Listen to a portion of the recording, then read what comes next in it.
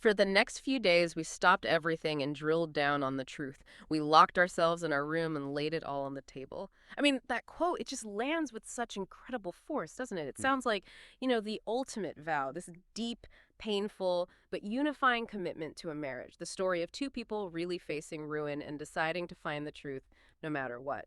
But what happens when that very intimate, that very vulnerable story has to exist alongside a completely opposite public strategy?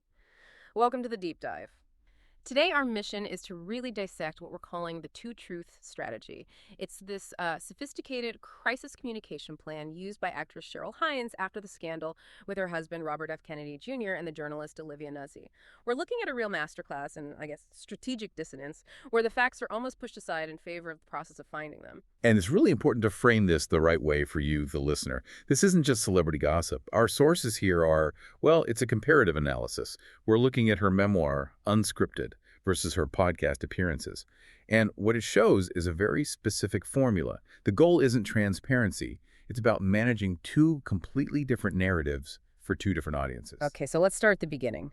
The factual black hole that made this whole strategy necessary. The crisis breaks in September 2024. It's this alleged digital affair, a sexting scandal, between RFK Jr. and journalist Olivia Nuzzi while she was covering his campaign. And we have to remember how specific the claims were. This wasn't just some vague rumor. I mean, media outlets were reporting on a year-long digital relationship. They were talking about explicit photos, FaceTime sex. This was a huge problem, personally and politically. Right. But the crisis itself, the thing Hines had to solve, it all comes down to two public statements that just cannot both be true. Exactly. On one side, you have Olivia Nuzzi's admission. She leaves her job at New York Magazine, she ends her engagement, and she says, and I'm quoting here, "The nature of some communication between myself and a former reporting subject turned personal." So she admits the ethical lapse. She takes the hit professionally. And on the other side? On the other side, you get a total 100% denial from the Kennedy camp. Their spokesperson claims Kennedy only met Olivia Nuzzi once in her life for an interview she requested. Okay, I have to stop you there. I mean, as a strategy, claiming they only met once, doesn't that just seem unbelievable? Especially when Nuzzi herself admitted it cost her her career. Wouldn't that kind of absolute denial just make people more suspicious? You'd think so, but that's where the complexity is. In high-stakes PR, a total denial like that isn't always meant to convince everybody. It's for the base. It's for the core supporters and political allies to hold on to. It creates that factual black hole we talked about. Since you can't believe both of them, Hines' job is to make you stop trying to figure out who's lying, and instead to get you to focus on her emotional journey. The facts are just too risky. It's all about narrative control. That is a perfect setup for narrative one. Since the facts are a mess publicly, she goes private. She gives us this story of marital salvation in her memoir, Unscripted. And this story is aimed right at the lifestyle audience, people who connect with the idea of working through a tough time in a marriage. She needed to show that the marriage wasn't just surviving, but that it was stronger for it. Purified by fire, so to speak. And she really paints a picture of hitting rock bottom. She says the scandal broke, she came home from vacation feeling so distant from him, and she believed, quote, "It was the end of the line for me." It's a really low point she's describing. And what's interesting is how she frames the motivation to fix things. It's not about romance. She says it was her adoration and respect for their children that made them do the work. So it becomes about being a responsible parent, not just a loyal wife. Which brings us to the key quote, the big one. Yes. The reconciliation process she describes. It's this intensive, private, soul-searching journey. And then she gives us the line we opened with. "For the next few days, we stopped everything and drilled down on the truth. We locked ourselves in our room and laid it all on the table." So she gives us the process of finding the truth. But not the product. Right. Exactly.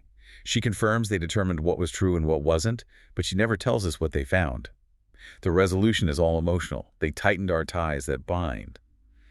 The genius of it, strategically, is that the act of drilling down, all that emotional labor she describes, Right. that's offered as the proof of their bond. You're asked to accept the process as the evidence. It's, truth-centric in tone, but completely fact-free in content. Okay, so that's the private truth. Deeply emotional for the empathetic reader.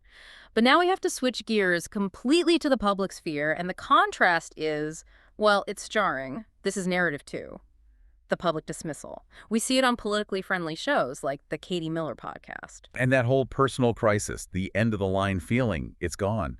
Instead, the whole scandal is just reframed as more chaos and more rumors from a political campaign. She totally minimizes it. And when she's asked about the allegations directly, The complex marital negotiation just disappears. It's replaced immediately with a classic PR tactic: attack the source. her main line, the one she repeated, was so direct. I think you always have to consider the source, right? So that's where I start. She just keeps pointing the audience back to Nuzzi's motives, implying it's all about clout or political damage. She even tells the audience, I don't know this person, I could guess, but I won't, but you can if you want. She's basically inviting them to do the attacking for her. And this is where it gets, truly shocking. The outright dismissal of facts. This is the quote that defines the whole strategy. It's pure post-truth crisis management. She says the whole thing was just a bid for attention, for clout, and then she says this: whether it's true or false doesn't matter. If it gets people's attention, it's a celebration. It's a success for them. We have to pause on that. Whether it's true or false doesn't matter. That is an extraordinary thing for the spouse of a major political figure to say, especially after releasing a book about how finding the actual truth was the only thing that saved her marriage. That's the core dissonance, isn't it? Privately, truth is everything. It's essential for survival. Publicly, truth is an irrelevant obstacle. You just throw it away when you're facing down the media. Two audiences, two completely different stories, tailored just for them. So let's connect this to the bigger picture, because the political context here makes this so much more than a typical celebrity scandal. Oh, absolutely. We're talking about Robert F. Kennedy, Jr., who is the sitting U.S. Secretary of Health and Human Services. So, an alleged year-long affair isn't just embarrassing, it's a major political vulnerability.